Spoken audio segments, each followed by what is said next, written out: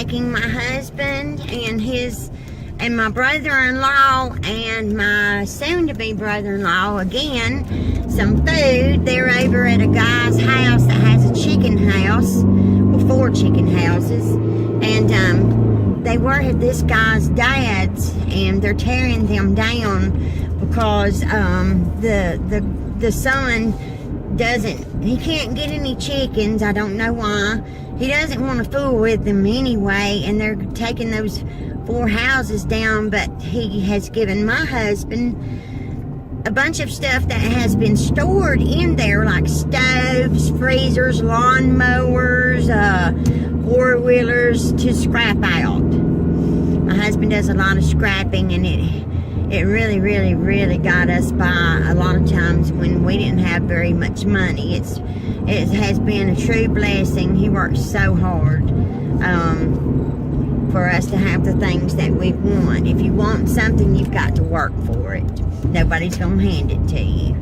You know, unless you go out and steal it, and we're upstanding citizens, so there's none of that going on. But I'm on my way over there to have lunch with them all and see what kind of progress they have made. We went to his hometown last night and got one of those pull behind the pickup truck trailers that he's filling up. Right now they're loading up some of that stuff on the back of his truck and in that trailer. So I've got 3 large sweet teas up here from McDonald's in a cup holder that I'm trying to hold on to when I turn a curve. Because the last thing I need is 3 sweet teas dumped out in my car. It would be full of ants. We have those worker ants around our house, and Gary and I are firm believers, we both are, to not put pesticides and stuff like that into the ground. But the ants, they're worker ants, they're not biting ants, they're taking over our yard and our home. And an ant would chew a tunnel through wood like there is no tomorrow. And it's causing damage to our home, so we're going to have to put some stuff out for them, as bad as we hate to kill the queens, and most likely the ants will move on to somewhere else. You know, whichever ones don't get killed in the process. I mean, I hate doing that because ants are a living creature too, but we're paying a lot of money for our home, and we do not need ant tunnels running through it, so that's the way it's just going to have to be. So I hope everybody's having a great weekend. We are. I felt rough yesterday. Night before last, I did not sleep. I was so restless. I didn't go to bed till 1. Then I just tossed and turned, and I could not sleep well. So yesterday was a huge fibromyalgia day for me. I could feel every muscle in my body aching. And when I don't get sleep, that's what happens. Sleep is precious to me. It keeps me feeling good and being able to battle all my aches, pains, and so on and so forth. So that's what I'm out doing today. Going to eat lunch with my husband and my 2 brother-in-laws. And I am on a road that kind of is a shortcut through this city, heading for another road that'll take me straight there. So I thought I'd come on and vlog. I was putting my lashes and makeup on yesterday morning, and I was kind of looking in the mirror out behind me, and one of my kitty cats was like massaging. I had a white shawl, a crocheted shawl, took out of the closet that I was going to wash, you know, because hanging in the closet, and with us being smokers, they get like orange lines on the shoulders and stuff. So I had this shawl I had took out, you know, throw down in the white clothes pile, and Sebastian was massaging it, meowing, about to lay down. Callie was on the bed on the spread, already asleep. And I was thinking to myself, now what is Oreo going to be doing when it's relaxation time? How is it going to be to have him living here? And I just can't wait to get him out of that cage and into our home where we've got plenty of love to give to him.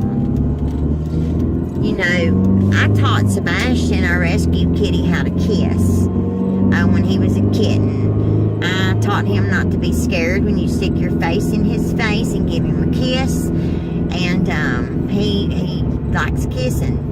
You know, if you start out young enough, you can teach an animal anything. That's why my monk is so adorable. I hand raised him.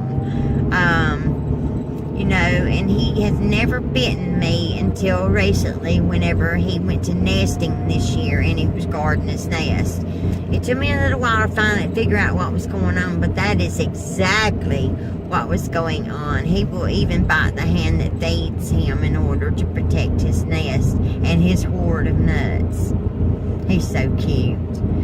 I got him some sunflower seeds and I sprinkled them in the floor in front of his cage, and then I let him out and he runs around picking them all up and storing them in his house. So it's so cute. I vlogged Monk not too long ago, so if you want to see anything about him, just check out my last Monk video in the playlist. It's about 7 minutes long. Well, alright people, I've talked for 6 minutes and 30 seconds, so I'm going to let you guys go. So I just left a real live farm, and it's been a while since I've been on a farm. Nick and his wife, they have 9 female cows with 17 babies. 9 cows with 17 babies? Well, that's what Gary said. I guess they must have more than one. I thought they only had one at a time. But what do I know? I was raised in the city. They are kind of cleaning up the whole area for the guy that lives there. You know, stuff that's been thrown out and sitting for years, and it's just all over the place. And then, you know, like I told you before, the freezers, the riding lawnmowers, the stuff like that. I think it's $14 a hundred right now. That means it's $14 per 100 pound when you take stuff to the scrap metal place. And then my husband, he's really good about separating everything, and you take it to the non-ferrous area, copper, aluminum, brass and things like that, you can get paid on the side for. But everything else, you know, the steel and tin and things like that, it's $14 per 100 pounds right now. And like I said, if it hadn't been for scrap money, sometimes we wouldn't have gotten by. You know, I can't tell you how many times scrap money has paid my power bill. Or scrap money helped me pay this and that, or scrap money bought us groceries. You know, whenever he sees something on the side of the road, he stops and gets it, because added up, you know, he can make a couple of $100 at a time. The last time he went to the scrap place, he made over $200. Yep. And all that was scrap that was left over from them framing up commercial buildings on a job that they let him have. You know, the steel beams, they would, you know, cut some off to make them shorter or whatever, and then whatever was left over, they put it in a pile and they gave it to my honey. So that's what I've been doing today, visiting a farm, having lunch with my honey pie, and I'm headed back home. Everybody be safe. Be kind to one another, and I'll see y'all in my next upload. Bye-bye.